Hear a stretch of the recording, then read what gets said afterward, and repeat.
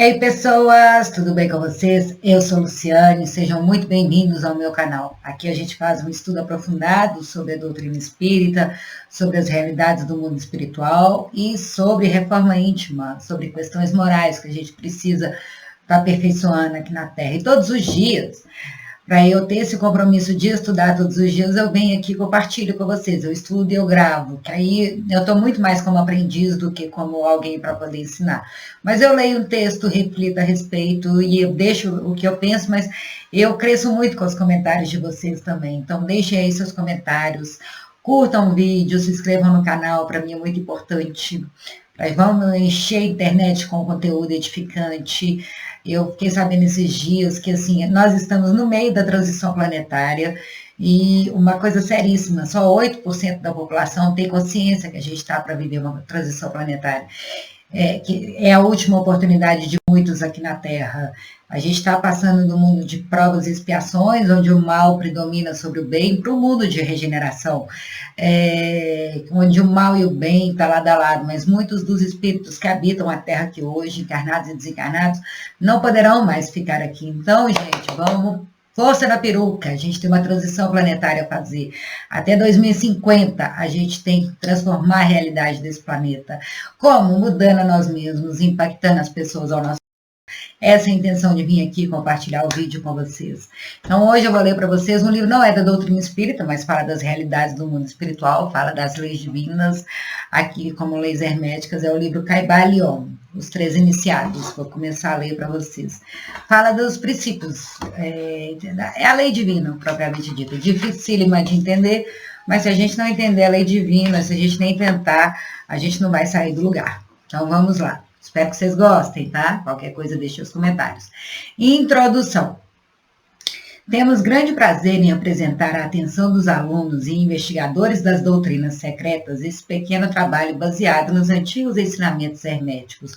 Uma coisa boa que hoje em dia, e é por conta da transição planetária também, é a era de Aquário, que é a era da comunicação do grupo, é que todos esses conhecimentos que antigamente eles eram secretos, hoje a gente pode compartilhar publicamente na internet, as pessoas vão ter afinidade com ele, vão encontrar por sintonia, mas não existe mais nada oculto, não existe mais nada para ser ensinado, agora a gente tem que aprender a colocar em prática. Por exemplo, coloquei em prática os ensinamentos de Jesus, a praticar o amor e a caridade. A gente colocou em prática esses ensinamentos aqui do hermetismo. Eis o grande desafio agora, né? Mas o que já tinha para ser ensinado já foi. Eu acho que não tem nada novo para ser ensinado. Não é, sempre tem algo para poder aprender, né? Mas muito já foi ensinado, repassado, e nem isso a gente conseguiu colocar em prática, então nem adianta querer algo novo, a gente tem que começar a praticar essas coisas que os grandes mestres já deixaram aqui para nós. Existem poucos escritos sobre esse assunto, apesar das incontáveis referências aos ensinamentos nas muitas obras sobre o ocultismo, aos quais os muitos buscadores sérios dos arcanos da verdade, sem dúvida, receberão de forma acolhedora a aparência deste volume atual. O objetivo desse trabalho não é a enunciação de qualquer filosofia ou doutrina da verdade. Aí aqui tem uma nota do autor. Por conta de se manter a fidelidade ao original, mantivemos os substantivos capitalizados conforme o manuscrito dos autores. Então, tem aqui versão fidedigna do original. Que servirá, o objetivo desse trabalho não é a enunciação de qualquer filosofia ou doutrina especial, mas sim dar aos alunos uma declaração da verdade que servirá para conciliar os muitos conhecimentos ocultos que possam ter adquirido, mas que aparentemente se opõem uns aos outros e que muitas vezes servem para desencorajar e criar aversão no iniciante desse estudo. Uma coisa que eu já aprendi, Deus é verdade. Deus não existe ele não tem uma religião que ele prefere mais do que a outra. Existem linguagens, ele fala para cada pessoa, para cada cultura, com uma linguagem diferente. Mas a verdade que vem de Deus, ela é universal. Então, ela pode vir no hermetismo, ela pode vir no ocultismo, ela pode vir no Rosa Cruz, ela pode vir na religião católica, nos evangélicos, nos espíritas, nos protestantes, nos budistas. Quando a verdade ela vem de Deus, todos os caminhos falam a mesma coisa, cada um com a sua linguagem, cada um com a sua prioridade. Por exemplo, o budismo. O budismo, ele não se preocupa se Deus existe ou não. Interior, de você, numa força emocional muito forte. O que é isso? É reforma íntima. Que aí no Espiritismo fala da existência de Deus, mas fala da necessidade da gente evoluir moralmente. Aí você vai para o cristianismo também fala, vamos evoluir moralmente, vamos praticar a caridade, vamos praticar o amor, vamos seguir o exemplo de Jesus. Os espíritas são cristãos, gente. E quem não fala que espírita não é cristão, eu sempre vou citar a parábola do bom samaritano, quando Jesus perguntou quem é o verdadeiro cristão. Os samaritanos, que para os judeus eles eram inferiores, eles eram hereges. Então, assim, os espíritas são cristãos também, a gente segue o ensinamento de Cristo. Quem não fala isso é puro preconceito, e infelizmente existe muito preconceito dentro das religiões, que mais tem preconceito em nome de Jesus. Tanto é que um dos primeiros mandamentos que trouxe, foi Moisés que trouxe: não usarás o nome de Deus em vão, Deus é amor, Deus é caridade. Jesus não fazia distinção entre as pessoas, ele tratava todos igualmente bem, porque todos nós somos irmãos. Então não existe uma religião preferida do que a outra, não existe uma religião mais certa do que a outra. Existe sim a verdade que cada um vai se conectar, mas todos os caminhos, quando é uma religião séria, quando é uma doutrina séria, todas elas levam a Deus, cada qual com a sua prioridade, cada qual com a sua linguagem, mas todas elas falam a mesma coisa. O que é? Pratique o amor, melhore a si mesmo, procure a elevação pessoal, elevação moral, procure a iluminação. Vamos trabalhar nossas questões pessoais, orgulho, vaidade, egoísmo, ganância, avareza. Não todas as religiões falam a mesma coisa. Os Vedas dos hindus. E aqui, o Caibalion, a gente começa a nossa história com a cultura grego-romana. Só que aqui o Caibalion, ele vem das culturas anteriores, os egípcios e os hindus. Então, é um conhecimento milenar. E desde aquela época já tinha conhecimento de realidades espirituais. E aí, povos muito adiantados, a gente vê as pirâmides do Egito até hoje, ninguém consegue explicar como elas foram construídas. E não vou entrar nesse mérito aqui, mas está extremamente relacionado com a transição planetária. O que contam para nós é que tem um planeta na constelação de Cocheiro, chamado Capela, e que estava nesse momento de transição planetária que a gente está vivendo aqui agora, nesse momento, que é o último momento. O planeta vai elevando a vibração, e aí ele acaba criando uma repelência natural contra aqueles que não têm a mesma vibração do planeta. Então, eles são deportados para outro planeta. O planeta de regeneração, o bem e o mal estão na mesma proporção. Primeiro tem os mundos primitivos, que é o homem das cavernas, depois o mundo de provas e expiação, onde os espíritos ainda são muito ignorantes, e eles precisam passar por muitas provas para poder se colocar no lugar das outras pessoas, para aprender a desenvolver a virtude dentro de si, e expiações, que às vezes passa uma prova a vida inteira, é uma expiação. Então, os relacionamentos, eles são muito difíceis, você vê muita coisa errada. Depois, tem o mundo de regeneração. O mundo de provas e expiação, imagina que a gente está num hospital, a gente está numa prisão, num presídio. É essa mesma atmosfera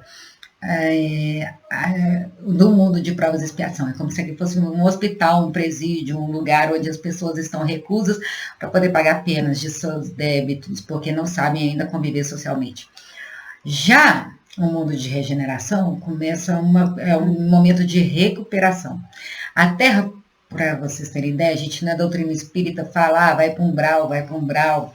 Umbral é um lugar onde ficam os espíritos com pouca luz, mas a Terra, de um modo geral, todo o planeta, ele é um umbral, só tem um umbral mais denso, que é aquela região bem inferior, e o umbral menos denso, que são os locais mais sublimes que a gente tem aqui na crosta terrestre.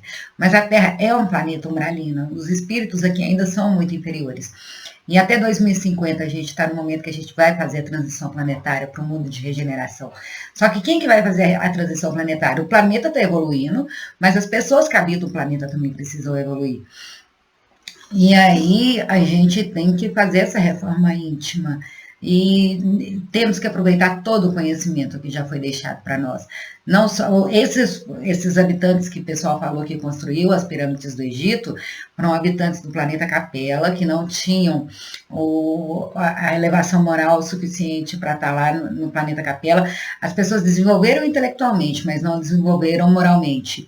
Aí eles não, o espírito, ele não perde as conquistas intelectuais que ele faz ao longo da vida. Então, seres extremamente inteligentes vieram para a Terra, construíram, não é só no Egito, tem um lugar lá no Peru, vai andando no meio do mato e chega lá do nada, tem um paredão que parece que foi cortado a laser, tem várias coisas inexplicáveis aqui na face da Terra.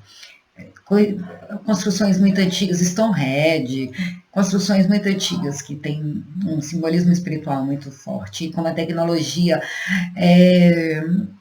que não era compatível com os habitantes que moravam na época.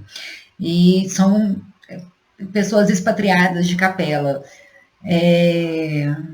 que foram banidas para a Terra, que era um planeta primitivo, e eles com conhecimento intelectual, mas não tinham conhecimento moral, vieram aqui para ajudar o adiantamento intelectual do planeta e também pagar suas dívidas. Aqui era como uma prisão para eles, um hospital.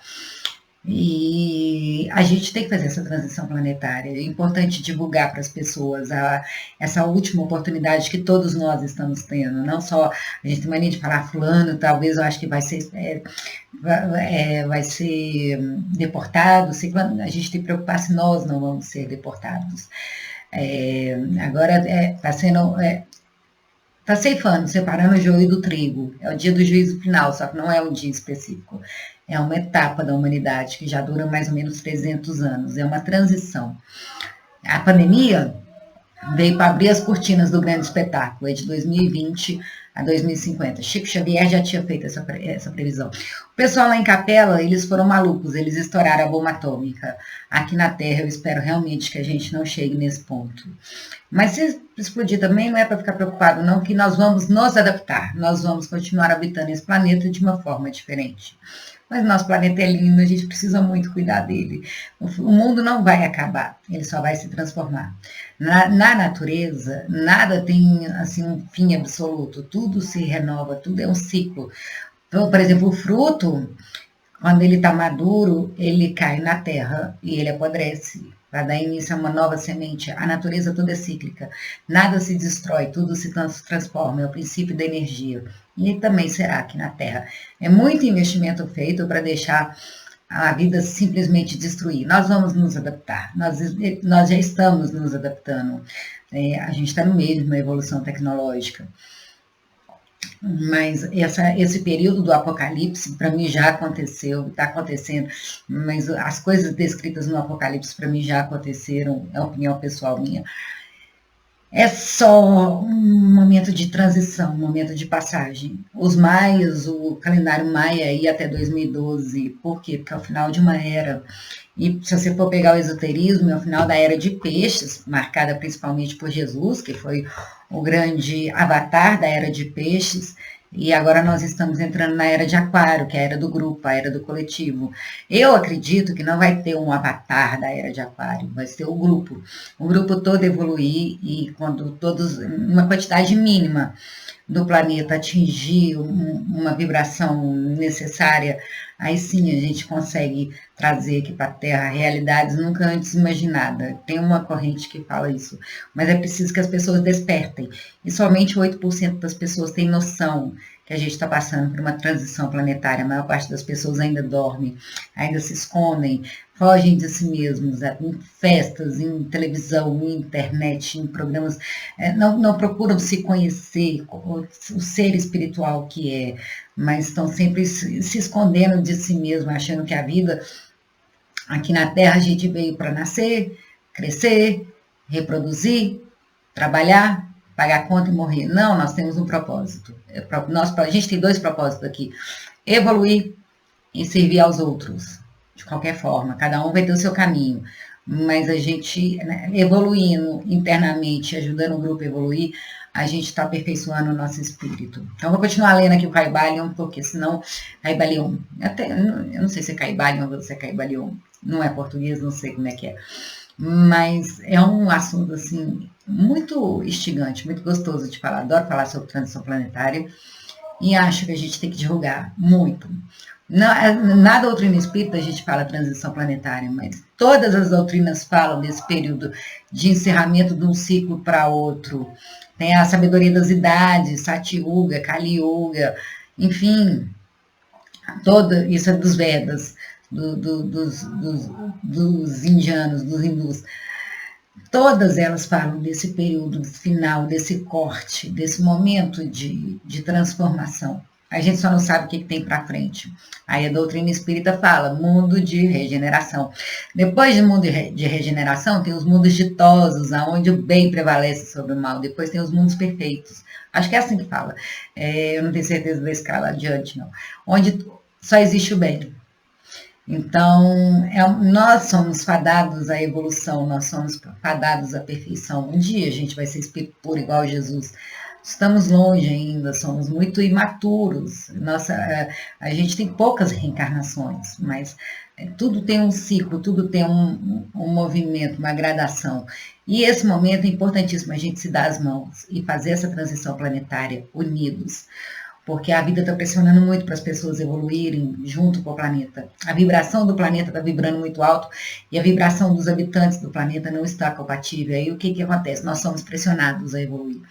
E vem e coloca tudo para fora e a gente tem que aprender a deixar para trás essas coisas muito fortes, muito materiais da nossa personalidade, orgulho, vaidade, egoísmo, avareza, apegos, para que a gente esteja numa vibração compatível com o planeta. Se a gente não tiver numa vibração compatível com o planeta, por vibração, a gente não vai conseguir mais estar presente aqui e seremos deportados para aquilo.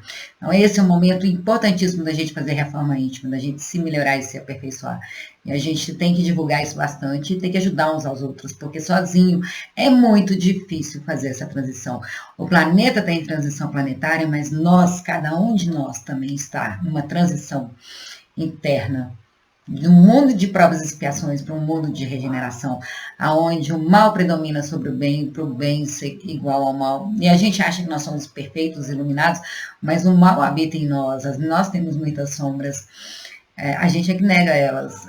A gente ainda é muito egoísta, a gente é muito materialista, a gente é muito apegado. A gente tem que deixar essas coisas para trás. Então vamos lá, vamos continuar lendo aqui, para deixar o empolgo. Adoro falar sobre isso. Nossa intenção não é erguer um novo templo do conhecimento, mas sim colocar nas mãos do aluno uma chave mestre, com a qual ele poderá abrir as muitas portas internas no templo do mistério, através dos principais portais já entrados pelo aluno. Então, esse livro aqui é uma chave mestra, vai trazer as leis divinas através do hermetismo, são 7 leis, depois eu vou ler cada uma delas. E a gente entendendo como elas funcionam, a gente consegue colocar as leis divinas a nosso favor. Deus quer isso, entendeu? Deus quer que todo mundo vença suas provas aqui na Terra. Colocou recursos inúmeros, sem fim, para a gente poder ser vencedor aqui na Terra. A gente aqui não sabe aproveitar. Então, por isso vou trazer aqui as 7 leis universais do hermetismo. Não há nenhuma parte dos ensinamentos ocultos possuídos pelo mundo que foram tão bem guardados como os fragmentos dos ensinamentos herméticos que chegaram até nós através dos séculos que se passaram desde a vida de seu grande fundador, Hermes Trismegisto, o escriba dos deuses. Tem uma música do Jorge Benjor que fala do Hermes Trismegisto. Depois vocês pesquisem lá. É um conhecimento oculto que está escondido bem à vista das pessoas, só não vê quem não quer. Como todas as verdades de Deus, né? Estão escondidas bem à vista. Hermes Trismegisto, o escriba dos deuses que habitava o antigo Egito, nos dias em que a atual raça dos homens estava em sua infância. Exatamente, vieram os capelinos, estavam muito avançados intelectualmente, mas que conviviam com homens primitivos, homens das cavernas, que tinham acabado de ser criados. Deus cria incessantemente, Deus não para de criar. Em muitos mundos, Jesus já falava, na casa de meu pai há muitas moradas. Tem vários planetas que são habitados não por uma forma de vida igual a nossa, com carbono, hidrogênio, oxigênio, de esqueletos de carbono, né? Mas existem várias formas de vida. Inclusive, Chico Xavier Allan Kardec trouxe nos estudos espíritas que outros planetas eram habitados na revista espírita. Chico Xavier também trouxe no livro que a mãe dele escreveu, Maria João de Deus escreveu, que tem vida em Júpiter, que todo mundo quer ir para Júpiter, tem vida em Marte, tem vida em Vênus, só que outras formas de vida que estão em outra vibração, por isso que a gente não vê. Igual os espíritos aqui, existem vários espíritos em várias vibrações diferentes. Não é esse corpo físico que a gente tem, é um corpo energético, é o perispírito. E esses planetas são habitados por vidas que vibram em outra faixa vibratória, por isso que a gente não consegue vê-los. Então, eu estava na infância, eu estava na época dos homens das cavernas. Contemporâneo de Abraão, e se as lendas forem verdadeiras, um instrutor desse venerável sábio.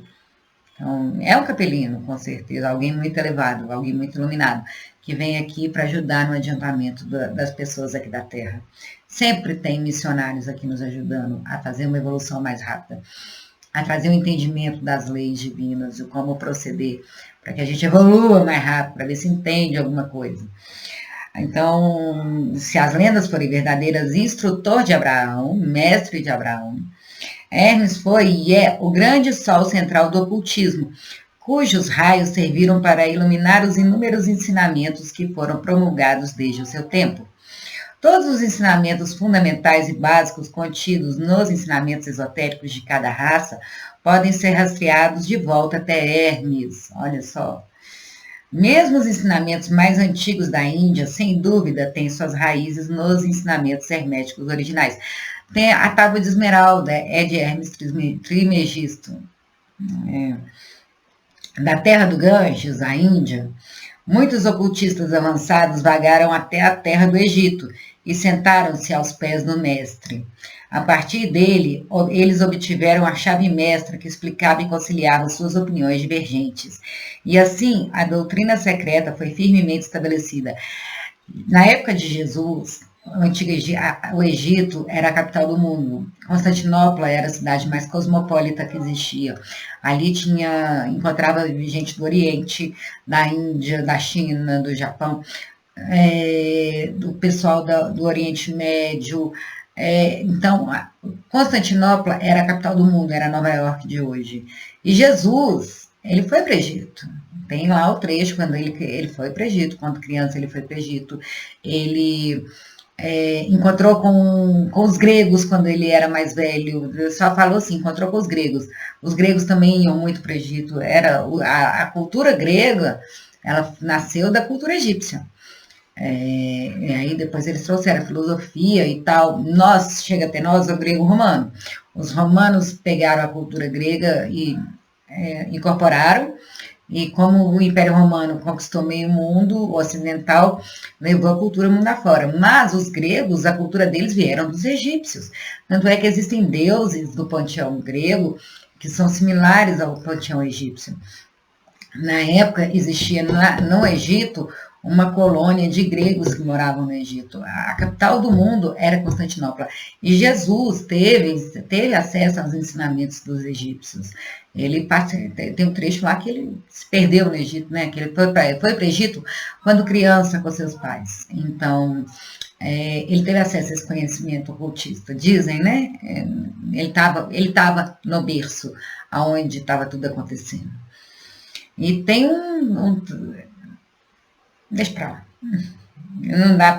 Eu não tenho certeza se esse trecho está na Bíblia, mas eu já vi diversas pessoas falando que em alguns momentos as pessoas falavam que Jesus estava na Galileia, mas estava no Egito também, que ele estava desdobrado e que conseguiram ver ele simultaneamente. Eu só não tenho certeza se isso está na Bíblia. Mas, por exemplo, o Evangelho, os apócrifos, as pessoas procuram, a Igreja Católica procura desmerecer a importância dos evangélicos apócrifos, mas, assim, falando sem paixão por religião, os textos mais antigos que se tem notícia, que trazem os conhecimentos da Bíblia, são esses encontrados nos evangelhos apócrifos, na biblioteca de Nag Hammadi, no Egito, acho que no Alto Nilo, não tenho certeza. que acontece? Você vai desmerecer um achado histórico remontado da época do cristianismo primitivo só porque a igreja usa, por exemplo, lá tem o Evangelho de Madalena, que não faz parte da Bíblia original, é o texto mais antigo que tem, que traz a Bíblia. Eles falam que o Evangelho que é o Evangelho original, que deu origem à Bíblia, é o Evangelho de Tomé, e está lá as mensagens originais. Só não é tal qual está a Bíblia, mas nós vamos desmerecer um achado arqueológico que remonta à origem da Bíblia, que remonta ao início de tudo, só porque a Igreja Católica não concorda, porque tem evangelhos lá que ficaram de fora. Eles tentaram minimizar ao máximo a importância de Madalena para a cultura cristã. Só que ela era tão importante que eles não conseguiram suprimi-la. Mas Madalena era uma das preferidas de Jesus. Tanto é que quando ele ressuscitou, ele não apareceu para os apóstolos, ele apareceu para Madalena. Só que é importante lembrar que naquela época os judeus, Pedro era o mais judeu desse ortodoxo dos apóstolos. Eles eram bem machistas, as mulheres não podiam sentar na mesa junto com os homens. Jesus falou que todos os homens sentam junto com as mulheres, fora outras coisas. O Império Romano também era bem machista. Então, eles tentavam diminuir ao máximo a importância da mulher, mas Madalena foi tão importante que eles não conseguiram diminuir sua importância. Tem o evangelho dela, a igreja não aceita, não concorda. Aí, só por causa disso, fala que é uma heresia aqueles evangelhos de lá, que não se podem levá-los a sério. Mas é um registro arqueológico, o registro mais antigo, que não está dentro da Biblioteca do Vaticano, que lá deve ter o segredo de toda a humanidade, de todas as religiões do mundo, é o que a gente tem acesso. Nós vamos desconsiderar um evento histórico, algo concreto, algo real, só porque algumas pessoas presas em dogmas muito engessados não quer que a gente pense por conta própria, quer que a gente siga fielmente o que eles falam para nós. E justamente essa igreja que ao longo dos séculos se corrompeu tanto e ficou tão distante do cristianismo verdadeiro, tem dentro da igreja católica, dos evangélicos, desse núcleo, verdadeiros cristãos, verdadeiros enviados de Cristo. Mas, de um modo geral, virou uma instituição política que dá dinheiro, as igrejas eram adornadas com ouro, os templos são de pedra e o poder, somos escolhidos por Deus. A igreja se tornou muito materialista também. Cuida das coisas de Deus, mas você vê ali o exagero com as coisas materiais, o excesso de ouro, de prata. O Banco do Vaticano é um dos bancos mais ricos do mundo. E a briga que não existe dentro da própria Igreja Católica para ver quem vai administrar o patrimônio da Igreja. Quantas cidades, quantos povos não foram saqueados para a igreja se tornar mais rica? A igreja se confundia em determinado momento seu poder com o Estado, queria ter poder político. Não, o Papa é o enviado de Deus aqui na Terra, ele é absoluto. Só que o Papa é humano, ele também erra, tal qual a gente. E você vê, por exemplo, assim, as figuras mais ilustres do cristianismo, eles não estavam buscando poder. Olha São Francisco, olha Santa Teresa d'Ávila, eles eram os mais humildes. Eles serviam, assim como Jesus serviu, completamente diferente dessa ideia de grandeza, de poder, de colocar as pessoas para servi-los, de dominação. Então, nem sei porque eu comecei a falar nisso, mas dentro da Biblioteca do Vaticano tem um monte de coisa, mas esses livros de Nag Hammadi no Egito. Por quê? Porque depois os apóstolos se dispersaram e foram também para a região do Egito, foram para a região foram para o Oriente, foram para vários lugares. Existiam duas correntes contrárias na época do cristianismo primitivo. Se não me engano, a corrente mais que sobressaiu, que tem a Bíblia bem romana, atual, bem machista, é a corrente de Cirilo. Cirino, alguma coisa assim, mas ele era contra os outros, aquele negócio, como eles não o outro falava, tem que ser oposto, tem que ser totalmente contra, não podiam concordar. E aí muita coisa deixou de fora. Mas esse conhecimento, na época do Egito, era onde fervilhava todas as informações, era onde a cultura ela acontecia fervorosamente, e muitos dos conhecimentos espirituais também. Constantinopla era o centro do mundo. Da terra do Ganges, muitos ocultistas avançados vagaram até a terra do Egito e sentaram-se aos pés do mestre. A partir dele, eles obtiveram a chave mestra que explicava e conciliava suas opiniões divergentes, e assim a doutrina secreta foi firmemente estabelecida. De outras terras também vieram os eruditos, todos os quais consideravam Hermes como mestre dos mestres. E sua influência era tão grande que, apesar das muitas andanças pelo caminho, ao longo dos séculos de professores nas diferentes terras, ainda pode ser encontrada uma certa semelhança básica e correspondência que sustenta as muitas e divergentes teorias entretidas e ensinadas hoje pelos ocultistas dessas diferentes terras. Tem um conhecimento em comum, é aquilo, a verdade ela é verdade para todos. Quando vem de Deus, ela é única, muda a linguagem, mas a verdade é única. Os estudantes de religiões comparadas serão capazes de perceber a influência dos ensinamentos herméticos em todas as religiões dignas do nome, religião, religare com o divino. Agora conhecidas pelo homem, seja essa uma religião morta ou em pleno vigor em nossos próprios tempos. Há sempre certas correspondências, apesar das características contraditórias, e os ensinamentos herméticos agem como grande conciliador. Não é aquele pilar central que converge todos para o mesmo ensinamento. O trabalho de vida de Hermes parece ter sido na intenção do plantio de grande verdade semente, que cresceu e floresceu em tantas formas estranhas, em vez de estabelecer uma escola de filosofia que dominaria o pensamento do mundo. Mas as verdades originais ensinadas por ele foram mantidas intactas em sua pureza original por poucos homens ao longo dos séculos, que, recusando grande número de estudantes e seguidores, pouco desenvolvidos, mantiveram o costume hermético e reservaram sua verdade para os poucos que estavam prontos para compreendê-las e dominá-las. O que acontece? Traz muita autorresponsabilidade. A maior parte das pessoas procura religião para a religião resolver esses problemas, querem milagre. Essas religiões, por exemplo, assim, todo mundo pode ser espírita, mas nem todo mundo quer ser espírita. Porque para ser espírita, o que fala? Reconhece o verdadeiro espírita pelo esforço em domar suas más inclinações. O que é isso? Reforma íntima. Parar de colocar a culpa nos outros e começar a se autorresponsabilizar por tudo que acontece.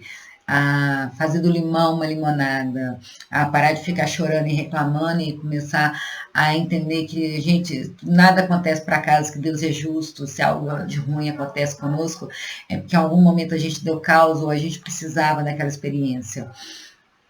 Então, a mesma coisa aqui, você sempre começar a prometer mundos e fundos, falar que você vai conseguir tudo sem esforço.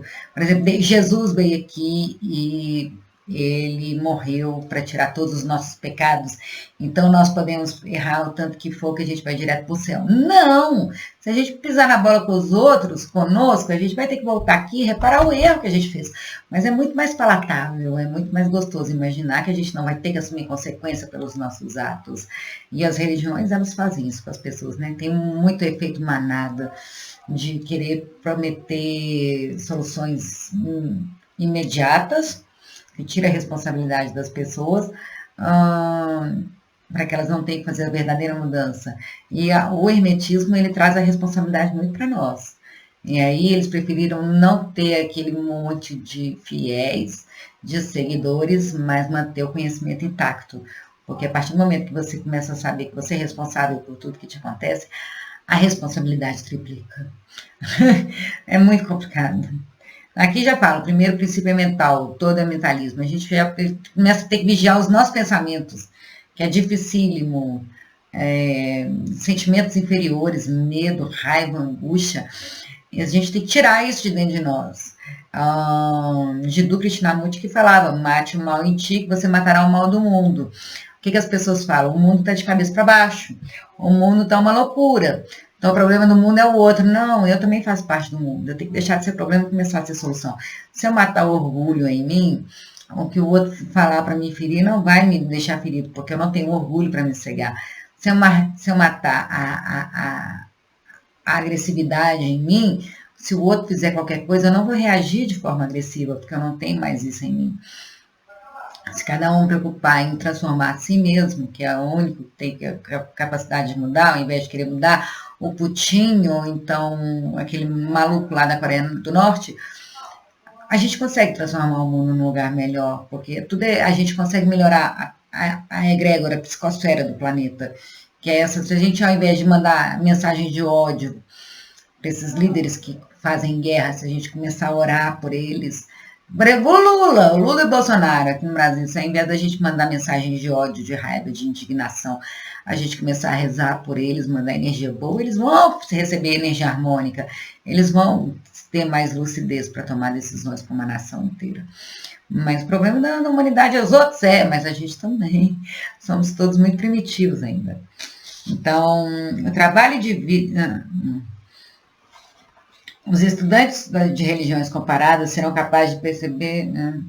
O trabalho de vida de Hermes parece ter sido na intenção do plantio da grande verdade semente, que cresceu e floresceu em tantas formas estranhas, verdade para poucos que estavam prontos para compreendê-la e dominá-la. Me perdoa aí, porque eu perdi onde que eu estava, desculpa. De lábio a ouvido, a verdade foi transmitida entre poucos. Sempre houve alguns iniciados em cada geração, nas várias terras da terra, que mantiveram viva a chama sagrada dos ensinamentos herméticos, e eles sempre estiveram dispostos a usar suas lâmpadas para reacender as lâmpadas menores do mundo exterior, quando a luz da verdade ficou fraca e nublada por motivo de negligência, e quando os pavios ficaram contaminados com matéria estranha. Havia sempre alguns para cuidar fielmente do altar da verdade, sobre o qual foi mantida acesa a lâmpada perpétua da sabedoria. Esses homens se dedicaram suas vidas ao trabalho de amor que o poeta também declarou em suas falas. Oh, não deixem a chama morrer. Celebrada século após século em sua caverna escura, em seus estimados templos sagrados, alimentada por ministros puros do amor, não deixem a chama morrer. É uma crença minha, compartilhada por muitos. Desde que o mundo é mundo, sempre houveram representantes da fraternidade branca encarnados aqui na Terra. São pessoas mais elevadas, iniciadas, que vêm para repassar esse conhecimento um para o outro, para ao entrar em contato com esse conhecimento, eles relembram de tudo que sabem e mantêm esse conhecimento vivo, a chama acesa. Então, sempre houve pessoas da fraternidade branca encarnadas aqui na Terra entre nós. Helena Petrovitsky Blavatsky, a Helena Blavatsky era uma delas. Sempre teve, mas eles não procuram a fama, eles gostam do anonimato, porque o negócio é passar de ouvido para a boca, é manter o conhecimento aceso, manter o conhecimento vivo, não usar o conhecimento para alimentar a sua vaidade. Eles não têm mais essa necessidade de se sentirem importantes. Eles conhecem o seu próprio valor. Muitos dos membros da fraternidade que estiveram aqui encarnados vieram como anônimos, transformaram sua realidade, mantiveram o conhecimento aceso, mas eles sempre estiveram entre nós, sempre, em várias terras da terra, como diz aqui o livro. Esses homens nunca procuraram a aprovação popular, não tem vaidade, nem grande número de seguidores. Eles são indiferentes a essas coisas, pois sabem como são poucos em cada geração que estão prontos para a verdade, ou que a reconheceriam se fossem apresentados a ela. Tem essa também, às vezes a verdade ela vem escrachada assim, as pessoas acham que é demais, é muito. Quantas pessoas duvidam da lei da atração? Isso é uma lei hermética, ação e reação. Fala, isso é mentira, isso é o papo para boi dormir. Até que começa a acontecer coisas extraordinárias na vida da gente, sem explicação. E aí você fala assim, é Deus, só Deus mesmo. Quantas pessoas não duvidam da lei da atração? E olha, a divulgação da lei da atração, hoje em dia, quantas pessoas não falam, funciona, é verdade, o negócio é sério, vai, gente. Cuidem dos pensamentos, sejam gratos. E até hoje tem gente que duvida. Tem gente que duvida de Deus. Como se estivesse fazendo favor para Deus acreditar nele. Somos ainda muito imaturas, né? Então, ou que a reconheceriam se fossem apresentados a ela. Eles reservam a carne forte para os homens, enquanto outros fornecem o leite para os bebês. Uns vão comer a carne forte, o conhecimento verdadeiro, outros só vão tomar leitinho. Reservam suas pérolas de sabedoria para os poucos eleitos, que reconhecem seu valor e que as usam em suas coroas, em vez de lançá-las diante dos porcos vulgares materialistas que as pisoteariam na lama e as misturariam com seu alimento mental imundo. Lembrei aquela passagem de Jesus, não jogai pérolas aos porcos. Pérola é o que? Sabedoria. Mas ainda assim, esses homens nunca esqueceram ou ignoraram os ensinamentos originais de Hermes em relação ao repasse das palavras da verdade para aqueles prontos para recebê-la, o que é declarado no Caibalion da seguinte forma: onde recaem os passos do mestre, os ouvidos daqueles que estão prontos para o seu ensinamento se abrem. Quando o discípulo está pronto, o mestre aparece. Jesus era parte da fraternidade branca. Era um espírito dos mais elevados, mas fazia parte da fraternidade branca. E a fraternidade branca está atuando fortemente aqui na Terra, nesse momento de transição planetária. O que as pessoas mais conhecem é Saint-Germain, né? Mas é um grupo gigantesco de espíritos de alta escola, encarnados e desencarnados, que estão trabalhando incansavelmente para que a Terra passe para um mundo de regeneração com o mínimo de dano possível. Todos os espíritos estão tendo a última oportunidade de reencarnar aqui na Terra.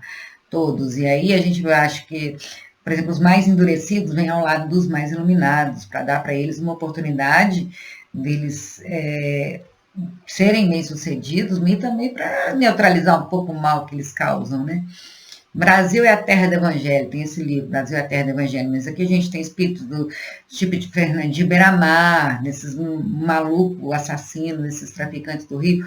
Por quê? Porque ao lado de espíritos muito iluminados também vieram espíritos muito endurecidos, para que eles tenham, primeiro, a oportunidade de se transformarem com esses espíritos, e segundo, para que o mal que eles façam, se por exemplo eles fossem espíritos extremamente endurecidos, fossem num povo muito orgulhoso, o seu mal iria ser muito maior. Então, que a evolução de alguns espíritos acaba neutralizando e diminuindo o mal que esses espíritos fazem. Existem muitos espíritos abnegados aqui na Terra que fazem um trabalho de evangelização muito forte nos locais mais endurecidos, né? O Brasil é a terra do evangelho. É o país onde tem esse livro, leiam, depois eu vou ler aqui para vocês. É o país onde tem a miscigenação de todas as raças. É o país que tem menor karma coletivo. A gente tem 2 karmas coletivos aqui.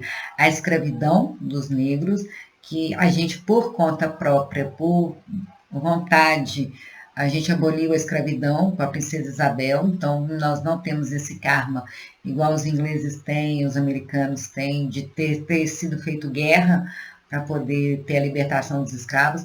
E a outra foi a Guerra do Paraguai, que foi uma guerra muito sangrenta. Mas o Brasil já está pagando parte desse karma com a represa de Itaipu, onde a gente fornece a maior parte da energia que abastece o Paraguai. É uma trinacional, né? Brasil, Paraguai, Uruguai, se não me engano. Então, já está amenizando esse karma. Mas o Brasil, além de ser um país, uma miscigenação de todas as raças, de gente de todos os povos aqui, a gente ainda é o país com menos karma coletivo. E o nosso governador aqui é Ismael, o regente do Brasil é Ismael, que está coordenando tudo nesse momento da transição planetária. Gente, é importantíssimo a gente saber dessas coisas. As realidades do mundo espiritual estão nos afetando e a gente está no momento de um caldeirão, uma efervescência. O mundo espiritual está tendo muito trabalho. Na época da pandemia, eles trabalharam igual doido. Eles criaram ali colônias e mais colônias de hospitais de resgate para o tanto de gente que desencarnava. E nesse momento eles estão... A gente está aqui achando que está tudo muito rápido. Eles já falaram, do lado de lá também está tudo muito rápido. Eles estão trabalhando muito. Por quê? Porque a gente tem até 2050 para fazer essa transição planetária. E pouquíssimas pessoas sabem como vai ser. Até os espíritos, eles não têm condição de falar. Eles sabem até o entendimento deles. Mas quem sabe disso é só Deus. Só os espíritos superiores, só os gerentões da Terra. Só eles sabem. Dizem que Chico Xavier falou que... Adoro essa história. Teve uma reunião dos generais de Jesus aqui na Terra. Espíritos extremamente elevados, de alta escola. e foi dada uma moratória de 50 anos para a Terra, para não acionar a bomba atômica, e que depois iria vir a transição planetária mesmo. Passado esse período de 50 anos, que daria exatamente em 2020, iria vir um evento que somente os gerentes de Jesus saberiam, os generais de Jesus saberiam, generais de Deus aqui na Terra. E o que veio? A pandemia. Ninguém estava esperando uma pandemia, mas veio a pandemia e transformou o mundo, foi um divisor de águas. Hoje todo mundo fala da época da pandemia, tem memórias muito marcantes, muito vívidas. A transição planetária está acontecendo nesse plano aqui, visível, material, mas também no plano espiritual. E está todo mundo trabalhando muito para poder se aperfeiçoar a nova Terra, a nova Jerusalém. Então, vamos continuar. Onde recaem os passos do mestre, os ouvidos daqueles que estão prontos para o seu ensinamento se abrem. Quando o discípulo está pronto, o mestre aparece. E, novamente, quando os ouvidos do aluno estão prontos para ouvir, então apresentam-se os lábios para preenchê-los com sabedoria. Mas sua atitude habitual sempre foi estritamente de acordo com outro aforismo hermético, também no Caibalion. Os lábios da sabedoria estão fechados, exceto para os ouvidos do entendimento. Então, a pessoa que não tem entendimento não vai encontrar sabedoria. É preciso ter olhos para ver e ouvidos para escutar, já dizia Jesus. O conhecimento é o mesmo, só muda a linguagem. Há aqueles que criticaram essa atitude dos hermetistas e que alegaram que não manifestaram o espírito adequado em sua política de reclusão e reticência. Mas um olhar voltado às páginas da história mostrará a sabedoria dos mestres, que sabiam sobre a loucura de tentar ensinar ao mundo o que ele não estava nem pronto ou disposto a receber. Os hermetistas nunca procuraram ser mártires. Não existe sabedoria em ser mártir. No início do cristianismo primitivo, eles não queriam que os cristãos fossem mártires, mas já que eles eram para morrer, que eles morressem de cabeça erguida. Mas a vida é um bem valiosíssimo e tem que ser protegido com unhas e dentes. Nós temos a obrigação de proteger a nossa vida. É a vida dos outros, todas as formas de vida. Não existe sabedoria em ser mártir. É pura vaidade.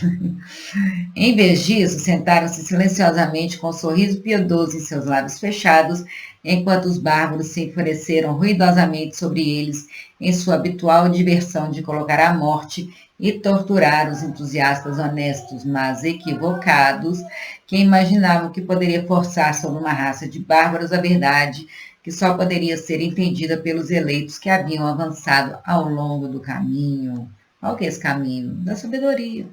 É a senda, cada um vai percorrer sua própria senda da iluminação, da ascensão.